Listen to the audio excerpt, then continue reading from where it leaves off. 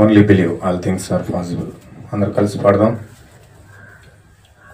Only believe, only believe and all things are possible. Only believe, Lord, I believe, my Lord, I believe, and all things are possible. Lord, I believe.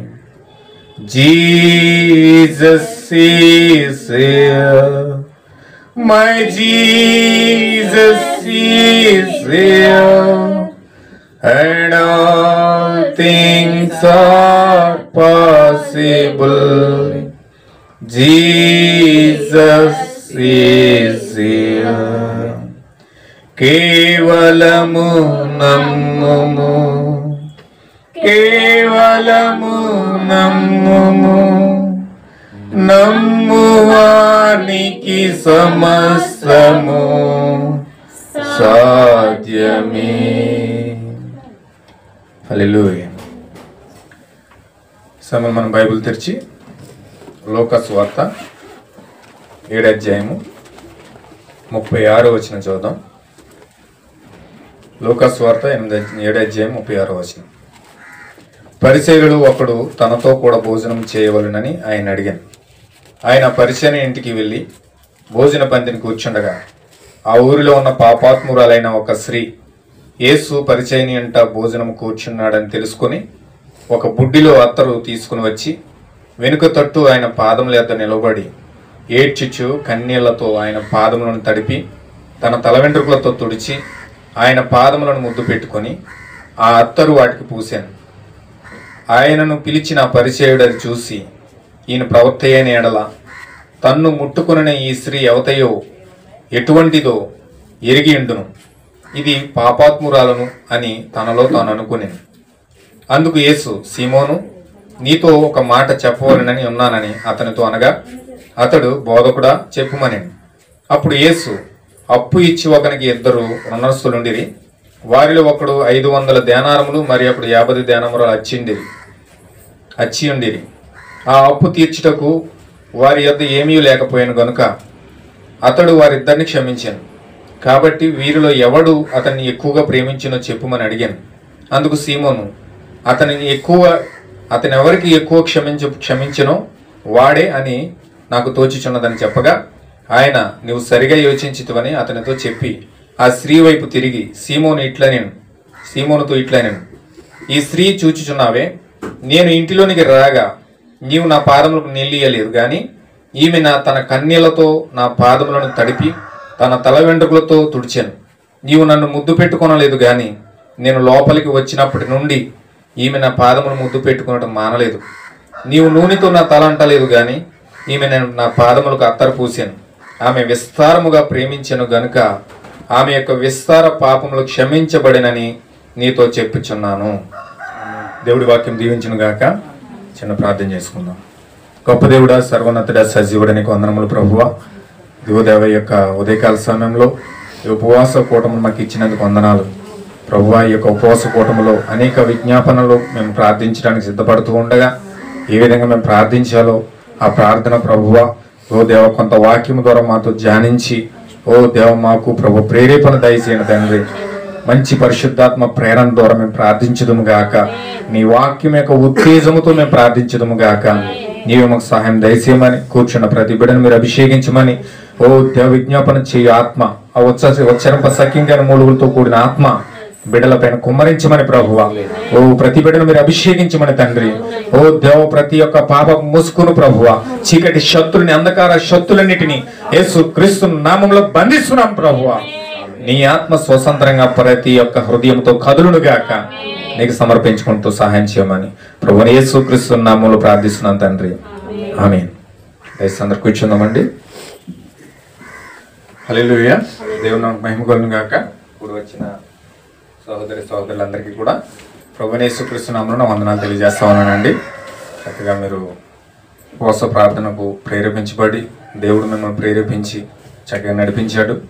అందరి బట్టి మిమ్మల్ని అభినందిస్తూ ఉన్నాను. నిజముగా క్రైస్తవులకు దేవుడిచ్చిన గొప్ప వరం ఏదంటే ఉపవాస ప్రార్థన అన్నది. హల్లెలూయా. ఎందుకంటే ఉపవాస ప్రార్థన అంటే కనీసం ఏం తినం, మనం త్రాగం. తినడం త్రాగడం ఏదైనా ఉన్నదంటే వాక్యమే. హల్లెలూయా. ఎందుకంటే దేవుడు చెప్పాడు, మనుష్యుడు రొట్టె వలన మాత్రం కాదు కానీ దేవుడి నోట నుంచి వచ్చే ప్రతి మాట వలన జీవించును అని రాశాడు. అంటే అసలు ఏదైనా తోటలో తినడానికి ఫుడ్ లేదండి. ఏదైనా తోటలో మనుషులకు ఫుడ్ లేదు. దేవుడు ఏమిచ్చాడంటే వాళ్ళకి ఆహారంగా వాక్యాన్ని ఇచ్చాడు.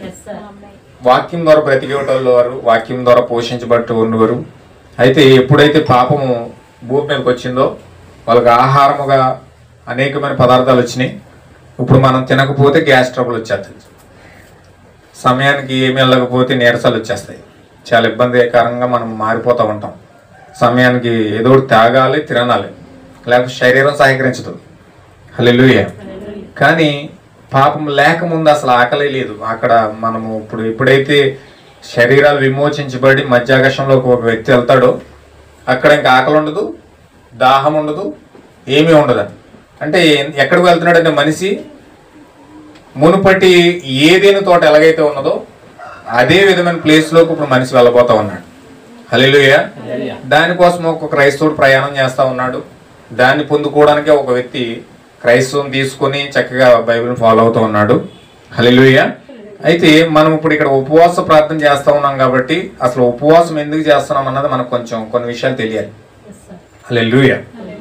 ఉపవాసం ఎందుకు చేస్తున్నామంటే, ఉపవాసం అంటే అది చాలా అద్భుతమైన పదం. అది ఉపవాసం మనకు అర్థం ఏంటంటే దేవునితో సహవాసం అని అర్థం. దేవునితో సహవాసం అంటే మాట్లాడడం, దేవునితో వ్యక్తిగతంగా దర్శించడమే ప్రార్థన అయింది. ఇప్పుడు ఉపవాసం అంటే ఇప్పుడు ఈ కాలం యొక్క ప్రవక్త ఏ పదం వాడాడంటే దానికి ఆ ఉపవాస ప్రార్థన అనేది మనకు వెన్నెముకుంటుంది. ప్రతి మనిషికి వెన్నెముకుంటుంది. తెలుసు కదా మీకు. మనిషి నిలబడాలన్నా ఏ పని బలమైన పని చెయ్యాలన్నా ప్రతి మనిషికి ఆధారం ఏంటంటే వెన్నెముక. వెన్నెముక లేకుండా మనిషి కదలలేడు, తిరగలేడు, నిలబడలేడు, కనీసం పడుకోవడం కూడా అతనికి కుదరదు. పడుకోలేడు, కూర్చోలేడు, నుంచోలేడు. అతను ఇంకెలా ఉంటుందంటే పరిస్థితి చాలా భయంకరంగా ఉంటుంది వెన్నెముక పని చేయకపోతే. చాలా మందికి నడునొప్పి వస్తుంది. నడునొప్పి వచ్చిన వాళ్ళు పడతారనమాట బాధ. చిన్న చిన్న నడునొప్పి వస్తేనే అంత తలకిందులుగా భయంకరంగా బాధపడిపోతున్నారు కదా. అసలు వెన్నెముక లేకపోతే పరిస్థితి ఏంటి? అయితే మనిషికి వెన్నెముక ఎంత ముఖ్యమైందో విశ్వాసకి ప్రార్థన అంత ముఖ్యమైనది. హల్లెలూయా. అంటే వెన్నెముక పని చేస్తేనే మనిషి నిలబడగలుగుతాడు, పని చేసుకోగలుగుతాడు, తన యొక్క శక్తిని వేరొక దాని మీద ఉపయోగించుకోగలుగుతాడు, బలమైన పని చేసుకోగలుగుతాడు. అలాగే విశ్వాసిగా ఒక క్రైస్తవ సంఘానికి వెళ్ళినప్పుడు అతని జీవితంలో కనుక ప్రార్థన లేకపోతే అతను ఎందుకు పనికిరాని నిరుపయోగమైన పాత్రగా ఉంటాడు. అతను ఒక బైబిల్ పట్టుకోవచ్చు, అద్భుతంగా పాటలు పాడవచ్చు, అద్భుతంగా అతను జీవించి ఉండొచ్చు, అద్భుతంగా అతను సంఘానికి వెళ్ళి చక్కగా మంచి విశ్వాసగా కనపరుచుకొని చూడొచ్చు. కానీ అతని జీవితంలో ప్రార్థన లేకపోతే అతను ఒక నిరుపయోగమైన పాత్ర అయి ఉన్నాడు. హల్లెలూయా. ఇంకొక విషయం ఏంటంటే ఈ ప్రార్థన అంటే చాలా జాగ్రత్తగా గమనించాలి మీరు. ఇప్పుడు ఆరాధన ఎందుకు చేస్తామంటే మనము పరలోకంలో ఉన్న దేవుణ్ణి కిందకి తీసుకొస్తుందండి ఆరాధన. దేవుడు పరలోకంలో ఉంటాడు. ఆ పరలోకంలో ఉండే దేవుణ్ణి భూమి మీద తీసుకొచ్చేది ఆరాధన. మనం పాటలు ఎందుకు పాడతామంటే దేవుడు భూమిపైకి రావడానికి. అంటే మనం ఇప్పుడు చూడండి, అసలు ఆరాధన స్టార్ట్ చేసినప్పుడు పాటలు ఎందుకు పాడతామంటే అంటే ఏదో మనం స్టైల్గా చూపించుకోవడానికో, మన రాగాలు కనిపించుకోవడానికో, లేకపోతే అద్భుతంగా చేయడానికి కాదు. కానీ అసలు ఆరాధన ఎందుకు చేస్తామంటే సైలెంట్లో పెట్టింది బ్రదర్, ఫోన్ సైలెంట్లో పెట్టాను. ఆరాధన ఎందుకు చేస్తామంటే ఇప్పుడు దేవుడు మన హృదయంలోకి రావాలన్నమాట.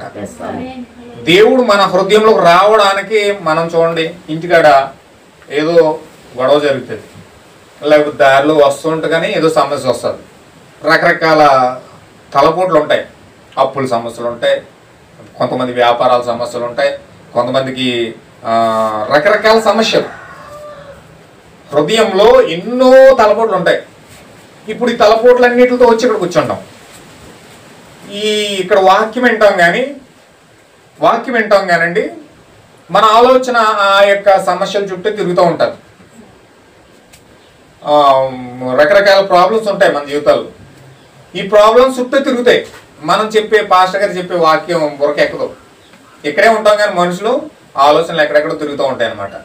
అయితే మనం ఎప్పుడైతే పర్ఫెక్ట్గా ఆరాధన చేస్తూ ఉన్నామో, ఈ ఆరాధన ఎందుకు చేస్తున్నామంటే మన ప్రాణము, శరీరము, ఆత్మ ఎప్పుడైతే దేవుడు సమర్పించుకుని ఆరాధన చేస్తున్నామో, పాడుతున్నామో, ఆ యొక్క పరిస్థితుల నుంచి దేవుడు పరిశుద్ధాత్మగా మన జీవితంలోకి వస్తాడు. పరిశుద్ధాత్మగా ఎప్పుడైతే లోపలికి వచ్చాడో, ఇప్పుడు మనకున్న చూసారా టెంప్టేషన్స్ ఉంటాయి, రకరకాల ఆలోచనలు ఉంటాయి, బాధలు ఉంటాయి, వ్యాధులు ఉంటాయి, రకరకాల సమస్యల దగ్గరకు వచ్చి కూర్చుంటాం. ఇప్పుడు మనం ఎప్పుడైతే పరిశుద్ధాత్మ సన్నిధిలోకి మనం వెళ్తా ఉన్నామో, ఈ టెంప్టేషన్స్ అన్ని మర్చిపోతామండి. పూర్తిగా అవన్నీ కూడా మర్చిపోయి పరిశుద్ధాత్మ సన్నిధిలోకి అడుగు పెడదాం. ఆమేన్, హల్లెలూయా. అలాగ అడుగు పెట్టినప్పుడు ఆ ప్రసన్నతలోకి తీసుకెళ్లేది ఆరాధన అయి ఉంది. ఆరాధన ఎలా చేస్తాం మనం? ఆరాధన అందుకే చేస్తాం. ఒక వ్యక్తి ఆరాధన ఎందుకు చేయాలంటే దేవుని సన్నిధిని తన హృదయంలో తీసుకోవడానికి ఆరాధన చేయాలి. అందుకే చప్పట్లు కొడితే చేతుల్లో తిమ్ముర్లన్నీ పోతాయి, ఏమండి, నోటుతో పాడితే బద్ధకం అంతా తీరిపోతుంది, భయంకరమైన ఈ యొక్క ఆలోచనలన్నీ కూడా బయటకు పోతాయి అన్నమాట ఆరాధన కరెక్ట్గా చేస్తే. అయితే ఆరాధన అయితే దేవునికి ఎందుకు తీసుకొస్తుంది, అయితే ప్రార్థన అయితే మనల్ని దేవుని సన్నిధిలో తీసుకెళ్ళిపోతుంది. ఆమేన్, హల్లెలూయా. ప్రార్థన ఏమో మనల్ని దేవుడి సన్నిధిలో తీసుకెళ్తుంది, ఆరాధన ఏమో దేవుడిని మన దగ్గర తీసుకొస్తుంది. దేవుడు మన దగ్గర తీసుకురావడం అంటే పెద్ద గొప్ప విషయం కాదు. ఎందుకంటే ఆయన ఒక పాపి దగ్గరికి వెళ్తాడు, ఒక తాగుబోతుడి దగ్గరికి వెళ్తాడు, ఒక వ్యభిచారి దగ్గరికి వెళ్తాడు, ఒక దొంగ దగ్గరికి వెళ్తాడు, ఒక ఇద్దరు భార్యలు మెయింటైన్ చేసుకునే వ్యక్తి దగ్గరికి వెళ్తాడు, ఏమండి, రకరకాల కార్యాలన్నిట్లో ఉన్న వ్యక్తి దగ్గరికి వెళ్ళి దేవుడు మాట్లాడగలుగుతాడు. ఆయన ప్రతి వ్యక్తిని చూడగలుగుతాడు, ఎందుకంటే ఆయన చూపు ప్రతి వ్యక్తి మీద ఉంటుంది. కానీ ఒక పాపి దేవుని సన్నిధిలోకి వెళ్ళడం అంటే మామూలు విషయం కాదు. హల్లెలూయా. ఒక వ్యక్తి దేవుని సన్నిధిలోకి వెళ్ళడం అంటే మామూలు విషయం కాదు. అలా తీసుకెళ్లేదే ప్రార్థన అయింది. అందుకే ప్రార్థన మన జీవితంలో ఉంటే దేవుని సన్నిధిలోకి ఏ విధంగా మనం తీసుకెళ్లాలో ప్రార్థన నేర్పిస్తారు. అందుకే అంత ఇంపార్టెంట్ ప్రార్థన. కాబట్టి ఈరోజు ఈ ప్రార్థన ఏ విధంగా మనం దేవుని సన్నిధిలోకి మనం వెళ్తా ఉన్నామో కొన్ని వాక్యాలు బైబిల్ ద్వారా మనం తెలుసుకొని ప్రార్థన చేద్దాం. దేవుని నామమున మహిమ కలుగును గాక. మీరు కొంచెం జాగ్రత్తగా అలర్ట్గా కొన్ని విషయాలు మీరు వినండి. దేవుడు మనకు సహాయం చేయను గాక. ఇప్పుడు లూకా సువార్త 7వ అధ్యాయము మనం 32వ వచనం 36వ వచనం చదివాం. 7:36 చదివాం. 36 పరిసయ్యులలో ఒకడు తనతో కూడా భోజనం చేయవలనని ఆయన అడిగాను.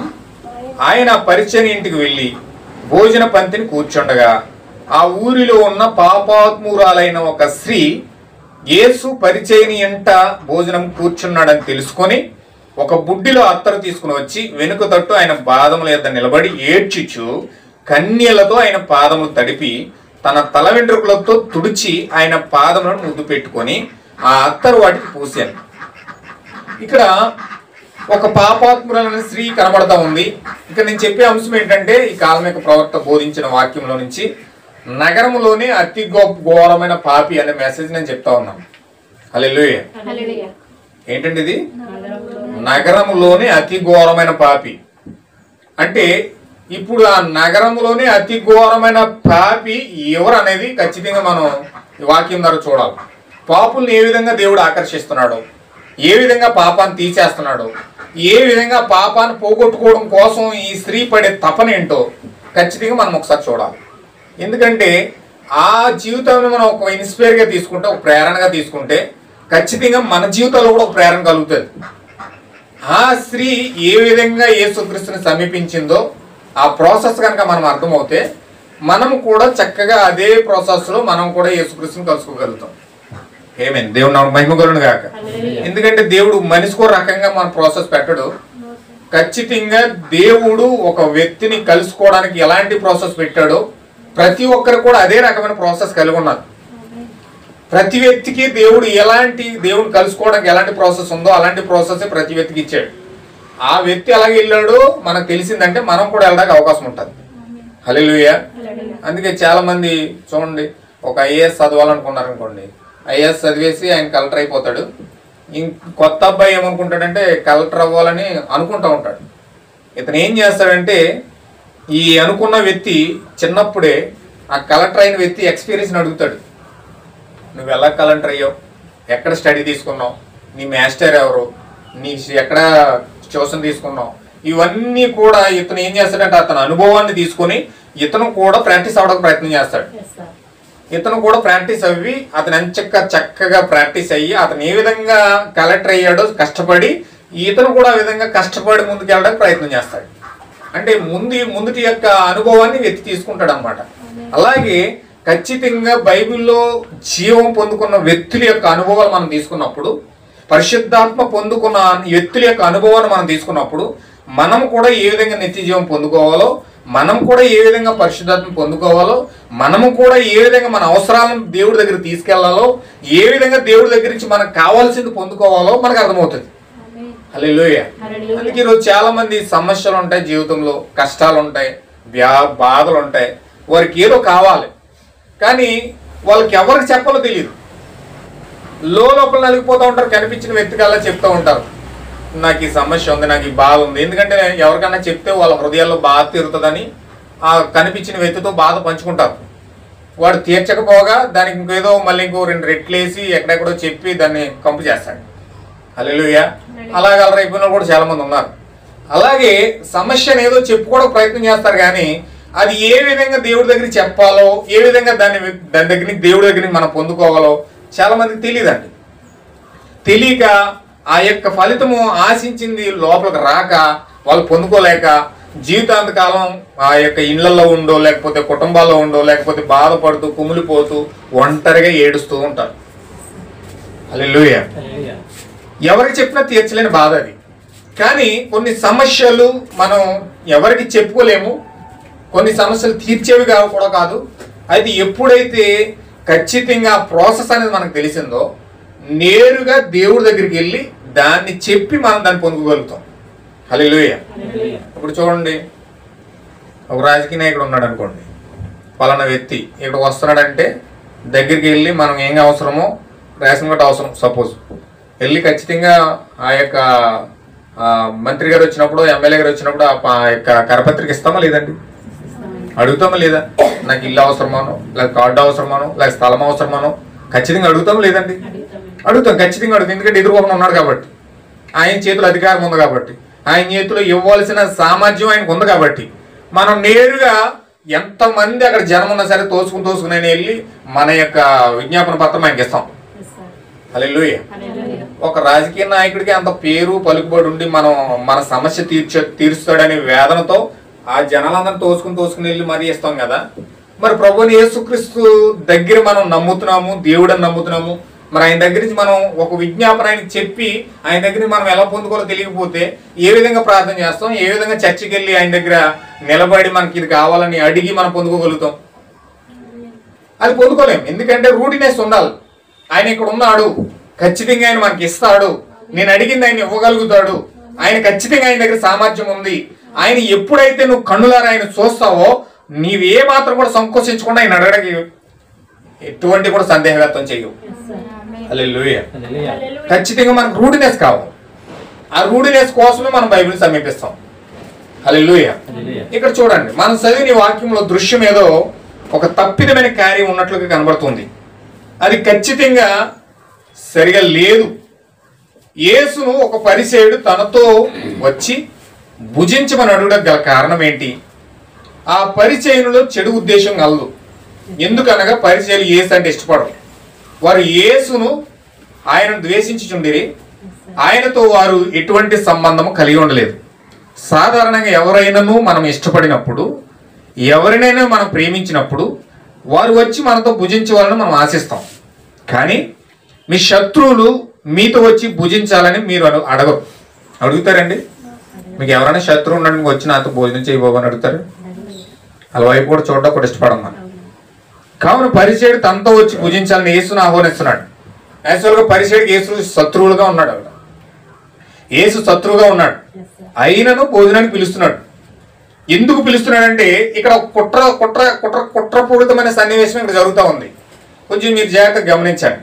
ఈ సన్నివేశం అందు ఆ పరిచయం ఉద్దేశం ఏంటో ఏదో చెడు భావం కలగదు. సాధారణంగా మనం ఎవరితోనైనా సహవాసం చేయాలని ఆశిస్తాం. పరిచయులు కఠినమైన వారుగా, మెడవంచని వారిగా, మతభేదము కలిగిన గుంపుగా ఉండుట వలన వారు యేసుతో ఏ విధమైన సహవాసము కలిగి ఉండలేదు. యేసు దేవుని యొక్క ప్రియమైన కుమారుడుగా ఉన్నాడు. యవ్వన స్త్రీలు వారికి సమానమైన వయసులో ఉంటూ వారితో కలిసి ఉంటూ అనేకమైన కార్యాలు చేస్తూ ఉన్నారు. వారి మాటలు, సంభాషణలు, శ్రేష్టలు అన్నీ ఒకరినొకరు పంచుకుంటూ కలిసి స్నేహముగా ఉండేదని మనం ఎరుగుదాం. అలాగే వృద్ధ స్త్రీలు వృద్ధులతోనే కలిసి ఉంటారు, సంభాషించుకుంటూ గడుపుతారు. యవ్వన పురుషులతోనే కలిసి స్నేహం చేస్తారు. అంతేనండి. ఒక యవనస్తుడు ఇంకొక యవనస్తుడితోనే సహవాసం చేస్తాడు. లేకపోతే ఒక వృద్ధురాలు ఇంకొక వృద్ధురాలతోనే సహవాసం చేస్తారు.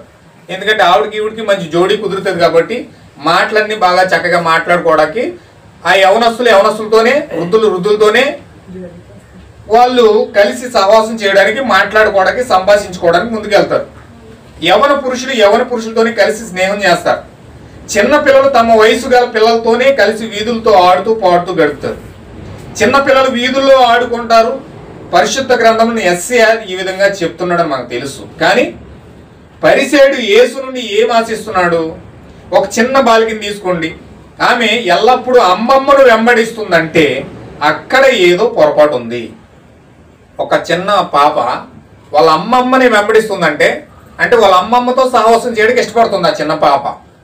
ఎందుకు వాళ్ళ అమ్మమ్మ గారితోనే ఎందుకు ఇష్టపడుతుందంటే అక్కడ ఏదో చిన్న పొరపాటు ఉంది. అంటే చిన్న పిల్ల అమ్మమ్మ గారితో సహవాసం చేయకూడదు. ఎందుకు చేయకూడదంటే అక్కడ ఒక పొరపాటు ఉంది.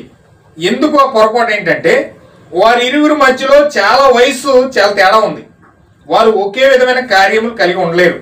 ఆ పిల్ల అమ్మమ్మను గారాల మనవరాలుగైనా ఉండొచ్చు, లేకపోతే అమ్మమ్మ దగ్గర చేతి నిండా సంచి నిండా మిఠాయిలైనా ఉండొచ్చు. అంటే ఈ మనవరాలకి చక్కగా అడిగినప్పుడల్లా పప్పలు కొనేసి ఏది అడిగితే అది ఇచ్చి చాలా గారాభంగా ఇష్టంగా మనవరాలు చూసుకుంటుంది అనుకోండి, ఆ మనవరాలకి తండ్రి దగ్గరికి వెళ్తా కూడా ఇష్టపడదు. ఎందుకంటే ఆమె కావాల్సింది మనవరాలు కావాల్సింది మా మామగారి దగ్గర దొరికేస్తుంది. ఇంకా తల్లి వైపు తండ్రి వైపు చూడదు. అంటే ఈమె ఏంటి ఆలోచిస్తుంది? ఒక స్వార్థపూరితంగా ఈ పాప ఎందుకు అమ్మమ్మతో సహవాసం చేస్తుందంటే ఈమె కావాల్సింది ఇస్తుంది కాబట్టి. అంటే అక్కడ ఏదో పొరపాటు ఏం జరుగుతుందంటే స్వార్థపూరితమైన ఆలోచన అక్కడ జరుగుతూ ఉంది. కావాల్సింది ఇస్తుంది కాబట్టి అక్కడ ఉంటుంది. ఆమె ఒక కేకేసింది అనుకోండి అమ్మమ్మ, మళ్ళీ అమ్మమ్మ దగ్గరికి వెళ్దాం. ఒక కేకేసి అదొక అన్నదనుకోండి మళ్ళీ వెళ్ళదు ఇంకా. ఎందుకంటే ఇష్టం ఉంటేనే వెళ్తుంది, అక్కడికి బాగా చూస్తేనే వెళ్తుంది. అంటే ఒక స్వార్థం అక్కడ పనిచేస్తుంది చిన్న పాపలో కూడా. కాబట్టి ఆ పిల్ల ఆ విధముగా అమ్మమ్మతో ఉంటుందంటే ఆలోచన మనకు రావచ్చు. ఆ చిన్న పిల్ల అమ్మమ్మకు వెంబడించడం మీరు చూసినప్పుడు అక్కడ ఒక అనుమానించదగిన ఒక విషయం అక్కడ ఉన్నది. ప్రజలు ఏకముగా ఒక చోట కూడినప్పుడు మీరు గమనించండి, నగరంలో ఆ విధముగా కివానిస్ అనే ఒక సంస్థ వారు కలుసుకునేదారు. వారు కలిసినప్పుడు వారు ఒకే విధమైన కార్యములు చేస్తారు. వారు నగరం యొక్క వ్యవహారాల గురించి మాట్లాడుటకు మరియు పేదవారికి సహాయం చేయట కొరకు కార్యములు చర్చించుకొని వాటిని చేయటకు ఇష్టపడతారు. మా అమ్మ ఒక పాత సామెత చెప్పేది, ఒకే జాతి పక్షులు ఒకే గూటికి చేరును, అందులో ఒక సత్యం ఉన్నది. ఎందుకనగా మనము ఒకే రకమైన విషయములు కలిగి ఉన్నాం. అందుచేత ఈ ఉదయం మనం ఇక్కడ కూడి ఉన్నాం. మీరు సినిమాలకు లేదా అటువంటి వాటికి వెళ్ళలేరు. ఎందుకనగా క్రైస్తవులుగా మనము వాక్యం చుట్టూ చేరి సహవాసం చేయడానికి మరియు ప్రభువుని యేసుని గురించి మాట్లాడుటకు మనం ఇక్కడ కూడి ప్రార్థన చేస్తూ ఉన్నాం. కానీ పరిసేయుడు యేసు నుండి ఏం కోరుచున్నాడు ఆ విషయం గురించి తర్వాత చూద్దాం. సమాచారం మోసుకొని వెళ్ళే ఒక వ్యక్తి అచ్చట నిలబడి ఉంటే నేను చూడగలుగుతున్నాను. ఇక్కడ మీరు కొంచెం గమనించాలి. ఇప్పుడు ఈ పరిసేయుడు ఏం చేశాడంటే యేసు క్రీస్తుని ఇంటికి ఆహ్వానిస్తున్నాడు. యేసు క్రీస్తుని అలా ఇంటికి ఆహ్వానిస్తున్నాడు. ఇంటికి ఆహ్వానిస్తున్నాడు. నేరుగా పరిసేయుడు వెళ్ళి యేసు క్రీస్తుని పిలుచుకు రావట్లేదు. మా ఇంటికి రండి అని ఆహ్వానించట్లే. ఈయన ఏం చేస్తాడంటే అతని దగ్గర పనిచేసే ఒక వ్యక్తిని పంపిస్తున్నాడు, సమాచారం మోసుకెళ్ళే వ్యక్తిని. అంటే వెళ్ళి పలానా యేసు దగ్గరికి వెళ్ళి మా ఇంటికాడ పలానా రోజు కూటం పెడుతున్నాం, రమ్మని నేను ఆహ్వానం తెలియజేస్తున్నానని చెప్పి ఆ యేసుక్రీస్తుకు చెప్పు అని చెప్పి ఈ పరిచయుడు ఏం చేశాడంటే ఒక సమాచారం మోసుకెళ్ళే వ్యక్తిని పంపించాడు యేసుక్రీస్తు దగ్గరికి. ఇప్పుడు ఈయన ఏం చేస్తున్నాడంటే మోసుకుని వెళ్ళే వ్యక్తి అక్కడ నిలబడి ఉంటే నేను చూడగలుగుతున్నాను. అతని వద్ద సమాచారం ఇవ్వాల్సిన వారికి ఇచ్చుటకు ఆలస్యం అవుతున్నది. సూర్యుడు అస్తమించుటకు సిద్ధపడుచు కొంచెం కొంచెంగా ముడుచుకుపోవచ్చున్నది. ఇది ఒక కథ రూపంలో ఉంటుంది. కొంచెం జాగ్రత్తగా కొన్ని విషయాలు గమనిస్తే అర్థమవుతాయి. సమాచారం మోసుకొచ్చిన వ్యక్తి పాలస్తీనా అంతటా 2 రోజులుగా ప్రయాణిస్తూ ఆ నగరానికి వెళ్ళి ఆయన ఎక్కడ ఉన్నాడో కనుగొనడానికి ప్రయత్నిస్తున్నాడు. అతడు ఆ పట్టణంలోనికి వెళ్ళి అడుగగా ఆయన 1 వారం క్రితము ఇచ్చటే ఉండేది, కానీ ఇప్పుడు వెళ్ళిపోయాడు అని అచ్చట ఉన్నవారు చెప్పారు. కావున ఇప్పుడు ఇంతవరకు ఎన్నడూ ఏ మానవుడు కూడా మాట్లాడలేని విధముగా మాట్లాడుచున్న ఒక వ్యక్తి మాటలు ఆలకించుటకు పెద్ద సమూహముగా గుమికూడి వినుచున్న జనుల యొద్దకు సమాచారం మోసుకెళ్లి వ్యక్తి వీళ్ళకి నిలబడ్డాడు. 2 రోజులు ప్రయాణం చేసాడని పాలస్తీనా చుట్టంతా తిరిగి వాళ్ళని అడుగుతున్నాడు అనమాట, యేసుక్రీస్తు ఎక్కడున్నాడు, యేసుక్రీస్తు ఎక్కడున్నాడు అని మొత్తం ఊరంతా తిరుగుతున్నాడు. తిరగ్గా మొన్న ఇక్కడ కూటం జరిగింది బాబు, ఆయన వేరే ఊరు వెళ్ళిపోయాడు అని చెప్పేసి వాళ్ళు చెప్పారు. ఈ సమాచారం మోసుకెళ్ళిన వ్యక్తి సమాచారం మోసుకెళ్తున్నాడు, యేసుక్రీస్తును కోసం వెతుకుతున్నాడు. ఆ యొక్క పాలస్తీనా ప్రాంతం అంతా తిరుగుతున్నాడు. ఎక్కడో ఒక చోట పెద్ద మీటింగ్ కలిగి యేసుక్రీస్తు ప్రసంగం చేస్తూ ఉన్నాడు.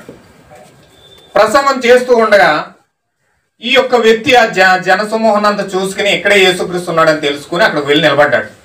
జనాలు ఏమో లక్షల మంది ఉన్నారు ఆయన కూటంలో, వెళ్ళడానికి కూడా ఎక్కడా ఖాళీ లేదు. అయితే అక్కడ మాట్లాడుచున్న ఆయన అధికారులతో మాట్లాడుచున్నాడు. సమాచారం తెచ్చిన ఈ బంటు నగరం నుండి నగరానికి ప్రయాణించుచు కరుకైన పాలస్తీనాదారులుగా పరుగెడుతూ వచ్చటం వలన అతని పాదాలు దుమ్ముతో నిండినవై ఉన్నాయి. ఈ నజరేయుడైన యేసు ఎక్కడ ఉన్నాడో కనుగొనటం వెతుకుచున్నాడు. ఎందుకనగా ధనికుడైన పరిచయుడు అతని యజమానుడు యేసుని ఆహ్వానించుటకై ఇచ్చిన సమాచారం తీసుకుని వచ్చిన పని మీద అతనున్నాడు. యేసు మాట్లాడుట చాలించిన తరువాత ఆయన రోగుల కొరకు ప్రార్థించుటకు ప్రార్థనా కూటమును ప్రారంభించి ఉండవచ్చు. కుంటి వారిని, బలహీనులను మరియు గ్రుడ్డి వారిని త్రాగుటకు ఆయన తన పరిశుద్ధ హస్తాలను చాపుచుండుటను నేను చూడగలుగుతున్నాను. పరిచయం నుండి సమాచారం తీసుకొచ్చిన ఆ బంటు అనేక మంది ప్రజలు వెనుకకు నెట్టివేయటకు ప్రయత్నించుచున్నప్పటికీ యేసును సంధించు స్థలమునకు వచ్చుటకు ఆ పెద్ద సమూహం గుండా తన మోచేతులతో వారిని నెట్టుకుంటూ అతడు ముందుకు వచ్చటం నేను చూడగలుగుతున్నాను. కానీ తరువాత అతడు ఎవరినో ఆనుకోకుండా ఢీకొనెను. అది పిలుపు లేక పేతురై ఉండవచ్చు. మరియు అతడు మీ యజమాని నేను కలుసుకోవచ్చా? నా యజమాని నుండి ఆయనను ఒక సమాచారం తెచ్చి ఉన్నానని ఇప్పుడు ఆయన వారితో మాట్లాడుచున్నాడు. స్వస్థతా కూటమును ముగించిన తరువాత ఆయన నేను అడిగేదను. ఆ అపోస్తులుడు చెప్పాడు, బహు దీర్ఘంగా స్వస్థతా కూటము జరుగుచుండగా రోగుల కొరకు ప్రార్థించుట ఇక్కడ నిలిపివేయట సమంజసంగా ఉండునని వారు తలంచారు. ఇక్కడ చూడండి, ఇప్పుడు ఈ బంటు ఏం చేశాడంటే కొన్ని లక్షల మంది ఉన్నారు ఆయన యేసుక్రీస్తు చుట్టూ. ఆ మీటింగ్ ఎక్కువ జరుగుతూ ఉంది. ఆ మీటింగ్లో జనాన్ని తోసుకుంటూ యేసుక్రీస్తుని కలుసుకుందామని వెళ్తా ఉన్నాడు. కానీ యేసుక్రీస్తుని అక్కడికి వెళ్ళిన తర్వాత కలుసుకోవడానికి అవకాశం లేదు. ఆయన చుట్టూ సెక్యూరిటీ ఉంది. శిష్యులు 12 మందిని ఏర్పాటు చేసుకున్నాడు ఆయన. ఈ 12 మంది సెక్యూరిటీ ఆయన చుట్టూ ఉన్నారు. ఈయన తోచుకుంటూ ఏం చేశాడంటే ఇంకా తోచుకుంటే జనాల మధ్యలో తెలియకుండానే ఇంకొక వ్యక్తిని బలంగా ఢీకొట్టాడు. గుద్దుకున్నారు అనమాట ఇద్దరు. ఎవరైనా ఏంటని ఇలా అడిగేటప్పటికి పేతురు తిరిగాడు. ఏంటికి ఇలా ఇంతలాగా గుద్దావు, ఏంటి సంగతి అని అడుగుతున్నాడు. నేను మీ యజమానుడితో మాట్లాడాలి, నాకు కొంచెం అవకాశం ఇవ్వని చెప్పేసి ఈ యొక్క వ్యక్తి అడుగుతున్నాడు. ఆయన ఏం చెప్తున్నాడంటే ఇప్పుడు రోగుల కోసం ప్రార్థన చేస్తున్నాడు ఆయన. ఈ యొక్క కూటమి అయిపోయిన తర్వాత మాట్లాడదాం, కొంచెం గమ్మున ఉండండి అని చెప్పేసి సైలెంట్ చేశాడు. వారిలో ఒకడు బోధకుడా, ఇప్పుడు ఈ ప్రార్థన వర్షం నిలిపేయడం మంచిదని నేను అనుకుంటున్నాను. ఎందుకనగా మనం వెళ్ళవలసిన స్థలములు ఇంకనూ ఉన్నాయి. ఈ రోజుకి ఇది చాలు. అని పేతురు చెప్తా ఉన్నాడు యేసుక్రీస్తుకి. సమాచారం తెచ్చిన బంటుతో ఇప్పుడు నీతో ఆయన మాట్లాడనేమో నేను ఆయనను అడిగేదనని చెప్పి, కావున అతడు బోధకుడా, ఇక్కడ మన మధ్య ఉన్న జన సమూహంతో దక్షిణ పాలస్తీనా నుండి వచ్చిన ఒక యవనస్తుడు ఉన్నాడు. అతడు 2 రోజులుగా ప్రయాణం చేసి అతని యజమాను నుండి నీకు ఒక సమాచారం తెచ్చాడు. ఇప్పుడు నీవేమైనా అతనితో మాట్లాడగలవా అని యేసుతో పేతురు చెప్పాడు. అసలు నువ్వెన్నడూ అడగనవసరం లేదు.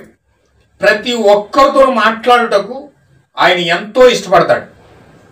మరి అందుకొరకు ఆశతో ఆయన ఎదురు చూస్తున్నాడు. ఆయన ఎల్లప్పుడూ నీతో మాట్లాడుటకు అవకాశము నీకు అనుగ్రహించును. ఆయన ఇప్పుడున్న రీతిగానే అప్పుడును ఉండేను. నీకున్న ఎటువంటి కార్యమైనను లేదా ఎటువంటి సమస్య అయినను మన ప్రియమైన ప్రభువుకు యేసు వాటిని తెలుసుకొనుటకు మరి ఎల్లప్పుడూ ప్రతి ఒక్కరితో మాట్లాడుటకు ప్రయత్నించుచు అందుకొరకు ఆయన అవకాశం నీకు అనుగ్రహించుచున్నాడు. ఆమేన్, హల్లెలూయా. దేవుడు ఎల్లప్పుడూ కూడా నీతో మాట్లాడడానికి ఇష్టపడతాడంట. నీతో సంధించడానికి, నీ సమస్య ఏంటో అడిగి ఆ సమస్యను తీర్చడానికి ప్రియమైన మన ప్రభువు యేసు ఎల్లప్పుడూ కూడా ఎదురు చూస్తూ ఉంటాడంట. అంటే మనతో మాట్లాడాలని ఆయనకి ఎంత ఆశ ఉంటుందంటే, నా కుమారుడితో మాట్లాడాలి, నా కుమార్తెతో మాట్లాడాలి, వారి ఆశలు నేను తీర్చాలి, వాళ్ళ అవసరాలు నేను తీర్చాలి, వారితో నేను సంధించాలి, వారికి ఎల్లప్పుడూ నేను తోడుగా ఉండాలి అని ఎల్లప్పుడూ కూడా ఎదురు చూస్తూ ఉంటాడంట ఆయన. హల్లెలూయా. ఎవరైనా నేను మాట్లాడతానని గనక దేవుడి దగ్గరికి వస్తే నాకు ఆ వ్యక్తి ఇష్టం లేదు, ఆ వ్యక్తి నాకు ఆరాధన చేయట్లేదు, నన్ను నా వాక్య ప్రకారం నడవట్లేదు, నా చిత్తానుసారంగా నడవట్లేదు, అందుచేత నేను అతనితో మాట్లాడను అండంట ఆయన. ఆయన అలా చెప్పడు. ఇష్టం లేకపోయినా, ఆయన ఎలాంటి బ్రతుకుతున్నా, ఆయన సేవించలేకపోయినా, ఆయన ఆరాధించలేకపోయినా ఆయన ఎల్లప్పుడూ నీ కోసం 2 చేతులు చాపుకుని ఎదురు చూస్తూనే ఉంటాడు. ఆమేన్, హల్లెలూయా. అంత ప్రేమగల దేవుడు అని ప్రభువు యేసుక్రీస్తు. ఆయన ఎల్లప్పుడూ నీ కోరిక, నీ సమస్య, నీ అవసరము తీర్చడానికే ఎదురు చూస్తూ ఉంటాడు. ఆయన నీతో మాట్లాడడానికి ఇష్టపడతాడు ఆయన. హల్లెలూయా. ఇప్పుడు ఈ వ్యక్తి వచ్చి ఆ వ్యక్తిని అడిగినప్పుడు ఖచ్చితంగా రమ్మని చెప్తున్నాడు. ఆయన చెప్పాను, ఆ యవనస్తుని యొద్ద ఏమున్నదో దాన్ని చూచడానికి నేను సంతోషిస్తున్నాను, త్వరగా ఆ వ్యక్తిని రమ్మని చెప్పి పేతురుతో యేసుక్రీస్తు చెప్పాడు. వెంటనే పేతురు ఆ యవనస్తుడితో, యేసుక్రీస్తు నేను పిలుస్తున్నాడు, మాట్లాడే రమ్మని చెప్తున్నాడు అని చెప్పేసి ఆ వ్యక్తిని పిలిచాడు. పిలిచిన తర్వాత ఆ యవనస్తుడు వచ్చి, ఆ యవనస్తుడు ఆయన దగ్గరికి వచ్చి, నువ్వు నజరేయుడైన యేసుక్రీస్తు కదా, హల్లెలూయా, నువ్వు నజరేయుడైన యేసుక్రీస్తు కదా, ఫలానా నగరంలో ఫలానా పాలస్తీనా ప్రాంతంలో నా యజమానుడు ఉన్నాడు. హల్లెలూయా. పరిసయ్యుడు అనే ఒక వ్యక్తి గొప్ప విందు చేయడానికి, ఒక పెద్ద పబ్లిక్ మీటింగ్ పెట్టడానికి నిన్ను ఆహ్వానం తెలియజేయమని నన్ను పంపించాడు. హల్లెలూయా. ఇప్పుడు నీవు వచ్చి ఆ గొప్ప విందులో గొప్ప అతిథిగా నువ్వు పాల్గొవాలని అతడు ఆశిస్తున్నాడు అని చెప్పాను. అపోస్తులందరి కళ్ళు ఆయన ఏమి చెప్పును అని ఆయన వైపు చూచుటని నేను చూడగలుగుతున్నాను.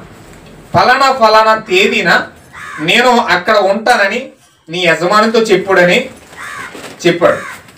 అడుగుడి మీరు పొందేదురు. యేసు ఎల్లప్పుడూ ఆ విధముగానే ఉండును. మరియు ఫలానా తేదీలో నేను అక్కడ ఉంటాను. పేతురు ఇలా చెప్తే నేను వినగలుగుతున్నాను. ఓ వద్దు ప్రభువా, అక్కడికి వెళ్ళొద్దు, నిన్ను అవమానించటగా పరిచయుడు ఆహ్వానించుచున్నాడు. అచ్చటికి వెళ్ళడం ఎందుకు? ఏ మంచి కార్యం కొరకు అతడు నిన్ను ఆహ్వానించట్లేదు. ఇక్కడ పరిచయం చేయటం చాలా మంది రోగులు ఇక్కడ ఉండగా అచ్చటికి వెళ్ళడం ఎందుకు? నిన్ను ప్రేమించుచు నీ చుట్టూ గుమికూడి నీతో ఒక్క క్షణం గడుపుట కొరకు ప్రయత్నించుచున్న జనులు ఉండగా పరిచయుడి వెళ్ళి చూచటకు నువ్వు ఎందుకు ఆశిస్తున్నావు? నువ్వు వెళ్ళవద్దు ప్రభువా అన్నాడు. కానీ యేసుని ఎవరైనా ఎప్పుడైనా ఏదైనా అడిగిన ఎడల నీ కోరికకు అనుగుణంగా ఆయన ఎల్లప్పుడూ ప్రత్యుత్తరం ఇచ్చును. దేవుని నామమునకు మహిమ కలుగును గాక. ఇక్కడ మీరు చూడండి, ఈ పరిసయ్యుడు ఒక స్వార్థపూరితమైన ఆలోచనతో యేసుక్రీస్తుని పిలుస్తున్నాడు.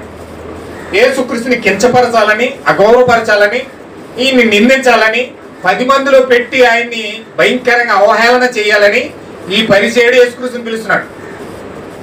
కానీ యేసుక్రీస్తు తనకు అలా చేస్తున్నాడని తెలిసి కూడా వెళ్ళడానికి ఇష్టపడుతున్నాడు. ఎందుకు ఇష్టపడుతున్నాడంటే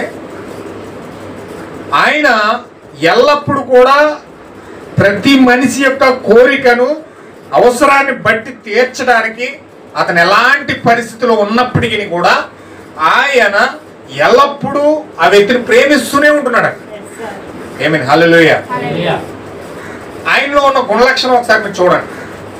యేసుక్రీస్తులో ఉన్న గుణలక్షణం మీరు ఒకసారి పట్టుకోండి. ఆ వ్యక్తి కించపరుస్తున్నాడు, దూషిస్తున్నాడు, అగౌరవపరుస్తున్నాడు, నిందించడానికి పిలుస్తున్నాడు, 10 మందిలో పెట్టి అవమానపరచడానికి ఆయన ప్రయత్నిస్తున్నాడు.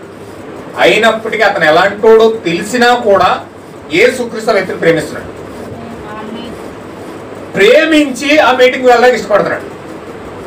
అక్కడికి పేతురు అక్కడికి చెప్తున్నాడు, వద్దు ప్రభువా, అతను నిన్ను అవమానపరచడానికి పిలుస్తున్నాడు, అతను నిన్ను భయంకరంగా అగౌరవపరుస్తాడు, 10 మందిలో పెట్టి రకరకాలుగా మాట్లాడతాడు, మీరు వెళ్ళొద్దు ప్రభు అని పేతురు చెప్తున్నాడు. అయినప్పటికీ ఈయనేం చెప్తున్నాడంటే ఆయన కోరికను బట్టి, ఆయన కోరికకు అనుగుణంగా ప్రత్యుత్తరం ఇవ్వడానికి అక్కడ వెళ్తా ఉన్నాడంట. హల్లెలూయా. నువ్వు ఎలాంటి పరిస్థితుల్లో నువ్వు సేవించకపోయినా, ఆయన ఆరాధించకపోయినా, ఆయన గౌరవించకపోయినా, ఆ వాక్యాన్ని బట్టి నువ్వు నడవకపోయినా నీ కోరికలు నువ్వు అవసరతలు తీరుస్తూనే ఉంటాడు దేవుడు. ఎందుకంటే ఆయనకి అలాంటి ప్రేమ మనిషిని పట్ల ఉంది, అలాంటి జాలి మనుషుల పట్ల ఉంది ఆయనకి. దేవుని మహిమ కలుగును గాక. చూడండి, ధనికుడని పరిసేడి ఇంట్లో ఒక నౌకరిగా ఉంటూ సమాచారం తీసుకొచ్చిన యవనస్తుడు అతడు వచ్చిన పని అయిపోయిన తర్వాత తన మత సంబంధమైన కార్యములను, తన సంఘం యొక్క విధులన్నింటిని ముగించిన వెంటనే అతని యజమాని యొక్క కోరికను నెరవేర్చుతుందని సంతృప్తి చెందుతూ యేసు యొక్క నుండి వెనుతిరిగి తన మార్గంలో వెళ్ళి బయలుదేరిపోయాడు. హల్లెలూయా. ఇది ఎంత విచిత్రంగా ఉన్నో చూడండి. ప్రపంచంలో ఉన్న కోట్ల మంది యేసుక్రీస్తుని కలుసుకొని ఆయన దగ్గర విశ్వాసము, ప్రేమ, నిత్య జీవము, ఐశ్వర్యము, అవసరాలన్నీ తీర్చుకోవడానికి ప్రతి వ్యక్తి ఇష్టపడతాడు. దేవుడు ఎవరో తెలుసుకుని ఆయన దగ్గరికి వెళ్ళి ప్రతిదీ పొందుకోవడం అనే ఆశ ప్రతి వ్యక్తి యొక్క హృదయంలోనూ ఉంటుంది. హల్లెలూయా. కానీ ఈ వ్యక్తి యేసుక్రీస్తుని కలుసుకొని తన కోసం ఏమీ కూడా పట్టించుకోకుండా, యేసుక్రీస్తు కోసం కూడా ఏమీ పట్టించుకోకుండా, తన యజమాని సంతృప్తి కోసం ఆయన ఏదో జీతానికి పెట్టుకున్నాడు ఆయన్ని పని చేయించుకోవడానికి. ఆ పని చేసుకునే జీతం కోసం ఆ యజమానుడు చెప్పిన పనిని పట్టుకొచ్చి ఈయనతో చెప్పాడు, చెప్పినట్టే దాన్ని ముగించి వెళ్ళిపోయాడు అంతే. హల్లెలూయా. ఈ కాలమే ప్రవక్త అంటున్నాడు. అక్కడ చూడండి, ఒక మాట అంటున్నాడు ఆయన, తన మార్గంలో వెళ్ళుటకు బయలుదేరి నిత్య జీవం యొక్క సన్నిధి యందు పరలోకపు దేవుని ఎదుట నిలబడి ఉండి కూడా ఈ వ్యక్తి అతని పాపముల యొక్క క్షమాపణ కొరకు అడగకుండా నడిచి వెళ్ళిపోవుట ఎంత పొరపాటది. ఆమేన్, హల్లెలూయా. అసలు దేవుని కలుసుకోవాలని ప్రతి మనిషి ఆరాట పడతాడు, దేవుని చూడాలని ప్రతి వ్యక్తికి ఉంటుంది. అలాంటి దేవుడు పరలోకంలో నుంచి శరీరం ధరించుకుని భూమి మీదకి వచ్చి సాక్షాత్తు మనుషుల మధ్యలో నిలబడితే యేసును కలుసుకున్న ఈ వ్యక్తి వచ్చాడు, ఆ పని ముగించుకున్నాడు, వెళ్ళిపోడు అన్నట్టుగా ఉన్న పరిస్థితి. హల్లెలూయా. చాలా మంది దేవుని యొక్క చర్చికి అలా వస్తారు, ఏదో చర్చికి వెళ్ళి కొన్ని విషయాలు విందామని వింటారు, వాళ్ళు ఏదో వాళ్ళ కూర్చుని దేవుని సన్నిధిలో ఆనందించామని ఆనందపడతారు, వాళ్ళంతా వాళ్ళు వెళ్ళిపోతారు. యేసుక్రీస్తు దగ్గర ఏమి పొందుకోరు. వాళ్ళు ఏమి పొందుకున్నామన్న విశ్వాసం కూడా వారిలో చలనం కూడా ఉండదు.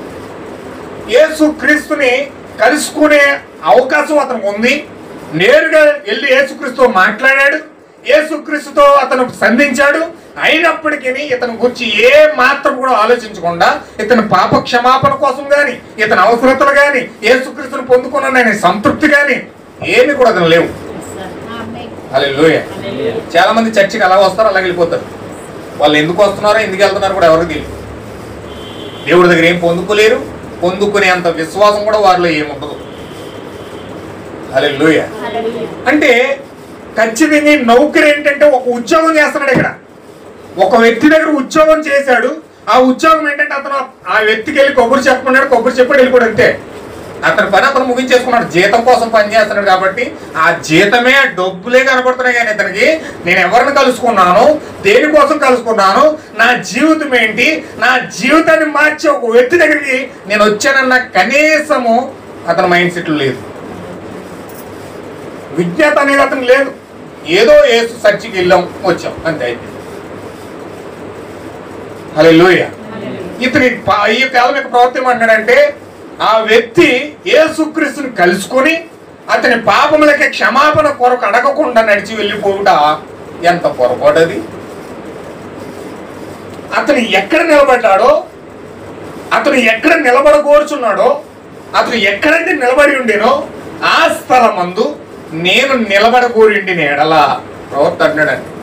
ఈ కాలం యొక్క ప్రవర్త అన్నాడు.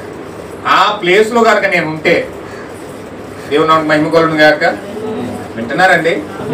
ఆ ప్లేస్లో కనుక నేను ఉంటే, ఆ స్థలమందు కనుక నేను ఉంటే నేనేం చేస్తానో మీకు తెలుసా? ఓ సంగమా, ఒకవేళ మీరే గనక యేసుక్రీస్తు అక్కడ నిలబడి ఉంటే మీరేం చేస్తారు? ఒకవేళ దేవుడే మీ ఎదురుకోక నిలబడి ఆయనే ఒక క్రీస్తుకు ఒక మనిషిగా మానవ స్వరూపం ధరించుకొని మీ దగ్గర నిలబడితే మీరు ఏం చేస్తారు? ఆయన అంటున్నాడు ఈ కాలం యొక్క ప్రవక్త, సంఘం యొక్క వ్యవహారాలు నేను అత్యంత ఆసక్తి చూపకుండా ఆయన ఎదుట నిలబడటకు నాకు అవకాశం లభిస్తే మొదటిగా నేను ఆయనకు సాష్టాంగ నమస్కారం చేస్తాను. సాష్టాంగ నమస్కారం చేసి నేను సాగిలిపడి ఆయన ఎదుట, ప్రియమైన యేసు ప్రభువా, జీవాధిపతి, నీ క్షమాకృపను నాకు దయచేయము ప్రభువా అని నన్ను అడుగుతాను. హల్లెలూయా. ఈ రాత్రి గనక, ఈ యొక్క ఉదయం గనక ఇక్కడున్న వారందరి కోరిక అదేనని నేను నమ్ముతా ఉన్నాను. ఎందుకంటే మీరు అందరి కోరిక అలా ఉందా? వాళ్ళ దేవుడే గనక మీ ముందు ప్రత్యక్షమయ్యి ఒక మనిషిగా గనక మీ దగ్గరకు వచ్చేస్తే, ఆయన దేవుడు అన్న సంగతి మీకు తెలియలేదనుకో, ఆ నౌకరు ఎలాగైతే తన పనికి వచ్చాడు వచ్చినట్టుగా చెప్పేసి ఎలాగైతే వెళ్ళిపోవడం అలా మీరు కూడా వెళ్ళిపోతారు. కానీ అది దేవుడు అన్న సంగతి మీరు గుర్తిస్తే ఖచ్చితంగా అక్కడ సాష్టాంగ పడి, ఖచ్చితంగా అక్కడ మోకాళ్ళు వేసి 2 చేతులు పైకెత్తి ఖచ్చితంగా ప్రభువా, నేను పాపిని ప్రభువా, నన్ను పవిత్రగా మీ పాపం నుంచి విడిపించి నన్ను రక్షించు ప్రభువా అని అడగడానికి నువ్వు ఏ మాత్రం కూడా వెనకడగేయు. దేవుడు నాకు మహిమ కలుగును గాక. అంటే నీ దగ్గర నిలబడ్డది యేసుక్రీస్తు అన్న సంగతి నీకు అర్థమవ్వాలి. నీ దగ్గర నిలబడ్డది దేవుడు అన్న సంగతి నీకు అర్థమవ్వాలి. కొంతమందికి దేవుడు దెయ్యమో కూడా తెలియదు. అన్నిటినీ కలిపేసి ఏకాంటికి వెళ్ళిపోతాడు. కానీ ఖచ్చితంగా నీ ముంగుడు ఉన్నది దేవుడా దెయ్యమో తెలియాలి. దేవుడు ఉన్నాడా, దెయ్యం ఉందా? దెయ్యం ఉంటే నువ్వు అడిగిన దానికి నువ్వు ఏం పొందుకోలేవు, నువ్వు కూడా దెయ్యంలో ఎరుగుతావు. కానీ దేవుడు కనుక నీ ముందుంటే, దేవుడు శరీరం ధరించి ఒక మనిషిగా కనుక నీ ముందుంటే ఆయన నీకు విమోచన ఇస్తాడు, ఆయన నీకు పాపక్షమాపణ ఇస్తాడు, ఆయన నీ అవసరాలు తీరుస్తాడు, నీ కోరిక తీరుస్తాడు, నిన్ను పరిశుద్ధిగా కూడా చేస్తాడు. ఆమేన్. హల్లెలూయా. కానీ నేడున్న పరిస్థితి గమనించండి. మనము సంఘం యొక్క అనేక కార్యాల్లో పాలు పొందుచు వాటిని చేస్తూ ఉన్నాం. కానీ మన అవసరత సంఘములకు ఎంతో అవసరమై ఉన్నది. అనేక స్థలములకు వెళ్ళుచు వాటిలో లీనమైపోవచ్చు. మనము పొందుకోవాల్సిన నిజమైన అవకాశము పొందుకొనుటలో అనేక సార్లు మనం విఫలమైపోతా ఉన్నాము. దేవుడు అనేక అవకాశాలు మన దేవుడు మనకి ఇస్తా ఉన్నాడు. అనేక సార్లు దేవుడు మనకు కలుసుకునే అవకాశం ఇస్తున్నాడు. అనేక సార్లు మన ముందు ప్రత్యక్షం అవుతున్నాడు. కానీ మనము అనేక లోక సంగతుల్లో నిమగ్నమైపోయి దేవుని యొక్క కార్యాలు మనం చూడకుండా, దేవుడు ప్రత్యక్షం అవుతూ ఉన్నాడు, మన ముందు దేవుడు ఉన్నాడు అనే సంగతి మనం గుర్తించకపోయి అనేక ఆశీర్వాదాలు పొందుకోవడం విఫలమైపోయి కోల్పోతున్నమాట. ఏమన్నా వింటున్నారా? దేవుడు ప్రతి క్షణము కూడా నేను దర్శిస్తున్నాడు, నీ దగ్గరకు వచ్చి మాట్లాడుతున్నాడు, నీకు ఆశీర్వాదం ఇవ్వడానికి ఇష్టపడుతున్నాడు. కానీ మనము అవకాశాన్ని చూడకుండా, ఆ పరిశుద్ధాత్మ యొక్క సన్నిధిని మనం అనుభవించకుండా లోక సంగతుల వైపు కార్యాలు మొగ్గి మనం ఏం చేస్తున్నాం అంటే ఇచ్చే ఆశీర్వాదం కోల్పోతున్నామంట. అంటే దేవుడు మనల్ని ఆశీర్వదిస్తున్నాడు, దేవుడు మనకి ఇవ్వాల్సిన ఇస్తున్నాడు, ఏది ఇవ్వాలో అది ఇస్తున్నాడు. మనం ఏం చేస్తున్నామంటే దాన్ని కోల్పోతున్నాం. ఎలా కోల్పోతున్నామంటే దాన్ని త్రోసేసి, దాన్ని గుర్తించకుండా, దాన్ని మనం గమనించకుండా మనం దేవుడిచ్చే ఆశీర్వాదాన్ని కోల్పోతున్నాం. దేవుని మహిమ కలుగును గాక. అనేక సార్లు విఫలమైపోతా ఉన్నాం. బహుశా ఏదో ఒక రాత్రి పాటలు సాధన చేయడానికి వెళ్ళవలసి వచ్చును, మరొకటి ఏదో చేయవలసి వచ్చును, ఏదో ఒకటి బహుశా మత సంబంధమైన కావచ్చు. కానీ అది ఏమైనప్పటికీ, ఎంతైనప్పటికీ, ఎటువంటి పని మీద ఉన్నప్పటికీ పరిశుద్ధాత్మని హృదయం యందు మాట్లాడుతున్నప్పుడు నీవు చేయవలసిన అతి శ్రేష్టమైన కార్యం ఏదంటే పరిశుద్ధాత్మకు ఎల్లప్పుడూ నీవు జవాబు ఇవ్వాలి. హల్లెలూయా. మీకు తెలుసా, ఉదయం నువ్వు లేవగానే దేవుడు నీతో మాట్లాడతాడు. నిద్ర మంచం నుంచి లేచి లేవగానే దేవుడు నీతో మాట్లాడతాడు. నీ ఆలోచనలో ఉండి, నీ యొక్క ఆలోచనలో దేవుడు మాట్లాడతాడు. నువ్వు నడుస్తున్నప్పుడు దేవుడు నీతో సంధిస్తాడు, నువ్వు పనిలో ఉన్నప్పుడు సంధిస్తాడు. నువ్వు ఏ కార్యం చేస్తున్నా ప్రతి 24 గంటలు కూడా దేవుడు నిన్ను సంధిస్తూనే ఉంటాడు, మాట్లాడుతూనే ఉంటాడు. మరి ఆయన పట్టుకుంటున్నావు, ఆయన ఆలోచన పట్టుకుంటున్నావా? ఆయన ఏమై ఉన్నాడో అన్న దాన్ని నువ్వు గమనించకపోతే, ఆయన మాట్లాడుతున్నాడనే చరణం కూడా నీకు లేకపోతే నువ్వు ఎలా గుర్తిస్తావు? దేవుడు నా మహిమ కలుగును గాక. దేవుడు ఎక్కడో గాల్లో దిగొచ్చి నీతో మాట్లాడు, లేకపోతే పెద్ద వెలుగుగా వచ్చేసి నీతో మాట్లాడు, లేకపోతే నీతో ఏదో దేవుడు వస్తే చాలా మంది చెప్తారండి, గాలి చెట్లు ఊగిపోతాయి, అయ్యి ఊగిపోతాయి, ఇవి ఊగిపోతాయి, దేవుడు అలా మాట్లాడతాడండి. కానీ నీ ఆలోచనే దేవుడు. నీతో మాట్లాడుతున్న ప్రతి ఆలోచన, నీ ఆలోచనే దేవుడు. నేను సంధిస్తున్న ఆలోచనే దేవుడు. అయితే 2 ఆలోచనలు ఉన్నాయి. దెయ్యం ఆలోచన ఇస్తుంది, దేవుడు ఆలోచన ఇస్తాడు. దెయ్యం ఆలోచన ఇస్తే ఎల్లప్పుడూ ఎదుటి వారి మీద దాడి చేయడానికో, లేకపోతే కక్ష పెట్టుకోవడానికో, లేకపోతే బాధ పెట్టుకోవడానికో, లేకపోతే ఇబ్బంది పెట్టడానికో దెయ్యము ఆ విధంగా ప్రేరేపిస్తాడు. కానీ దేవుడు ఆలోచించాడు అనుకోండి, ఎల్లప్పుడూ ప్రేమ గల మనసు ఇస్తాడు ఆయన. దేవుడు చెప్పాడు అనుకోండి, ఎల్లప్పుడూ నిన్ను ఆశీర్వదించే మార్గం నీకు చెప్తాడు. నువ్వు ఏ విధంగా నడవాలో, నీకు ఏ విధంగా సమాధానం కావాలో, ఏ విధంగా దేవుడి దగ్గర మొరపెట్టాలో, ఏ విధంగా నీ వాక్యం వినాలో, ఏ విధంగా దేవుడికి లోబడాలో, దేవుడి దగ్గర నీకు కావాల్సిన ఏ విధంగా పొందుకోవాలో ప్రతిదీ కూడా నీ ఆలోచన ద్వారా దేవుడు నీతో మాట్లాడుతూ ఉంటాడు. హల్లెలూయా. అందుకే దేవుడు అంటే ఎవరంటే ఆలోచనే దేవుడు. దేవుడు అంటే ఏదో ఫోటోలో వచ్చేసి మాట్లాడడం కాదు, లేకపోతే ఎక్కడెక్కడి నుంచో వచ్చి గాల్లోనో చెట్లోనో ఏదో రూపాల్లోనో వచ్చి మాట్లాడేది కాదు. నీ ఆలోచనే దేవుడు. ఎలా తెలుసండి? సపోజు మీరు ఏదైనా తప్పు చేస్తున్నారనుకోండి, ఏదైనా పాపం చేస్తున్నారనుకోండి, మీకు ఒక టెన్షన్ మొదలవుతుంది, ఒక లోపల ఒక టెన్షన్ మొదలవుతుంది, ఒక భయం మొదలవుతుంది. ఇలా చేయకూడదు, చేస్తే పొరపాటు చేసేస్తున్నాం మేము, ఇలా చేయకూడదు, ఇలా మాట్లాడకూడదు కదా, ఇలా చేయకూడదు కదా అన్నట్టుగా లోపల ఆలోచన వస్తూ ఉంటుంది. ఆ ఆలోచన ఎవరనుకున్నారు? దేవుడే నిన్ను అక్కడ గద్దిస్తున్నాడు. ఇలా చేయకూడదు, ఇలా చేయకూడదు, ఇలా చేయకూడదు అని చెప్పి దేవుడు నిన్ను గద్దిస్తున్నప్పుడు నీకు నీ లోపల ఆటోమేటిక్గా భయం అనేది స్టార్ట్ అవుతుంది. కొంతమంది ఏం చేస్తారంటే అలా గద్దిస్తున్నప్పటికీ దాన్ని త్రోసేసి వాళ్ళకున్న లోపల ఉన్న కోపం, అసహనం, ఆ లోపల ఉన్న బాధ ఏం చేస్తుందంటే దేవుడు గద్దిస్తున్నప్పటికీ దేవుడు పక్కకి గంటేసి ఆ పాపం చేయడానికి ముందుకు వెళ్ళిపోతుంది. హల్లెలూయా. పరిశుద్ధాత్మకు ఎల్లప్పుడూ నీకు జవాబు ఇవ్వాలి. ఎందుకంటే ఇంకొక సమయము లేక మరెన్నటికి నీతో ఆయన మాట్లాడకపోవచ్చునేమో. కానీ ఈ యవనస్తుడు నిత్య జీవమునికి అంత దగ్గరగా నిలబడి ఉండి కూడా దాని కొరకు అతడు అస్సలు అడగలేదు. ఆ వ్యక్తిని మనము ఖండించుచున్నాం. కానీ మీకు తెలుసా, మీరు మరియు నేను అదే విషయాన్ని బట్టి దోషులుగా ఉందేమో. ఆయన నోటి దగ్గరే ఉంటూ లేదా నిత్య జీవపు స్వరమునకు అతి సమీపముగా ఉంటూ దాని వైపు చూస్తూ దానినే గమనించుచు ఆ యవనస్తుడు చేసినట్లుగానే దానిని నిర్లక్ష్యం చేస్తూ మనము వెళ్ళిపోవచ్చున్నాం. అది నిజం. ఇతర విషయాల్లో ఎంత ఆసక్తి మనం కనబరుస్తున్నాం, కానీ దేని యందు అత్యంత ఆసక్తి చూపవలనో దాని యందు మనం ఆసక్తి చూపించట్లేదు. హల్లెలూయా.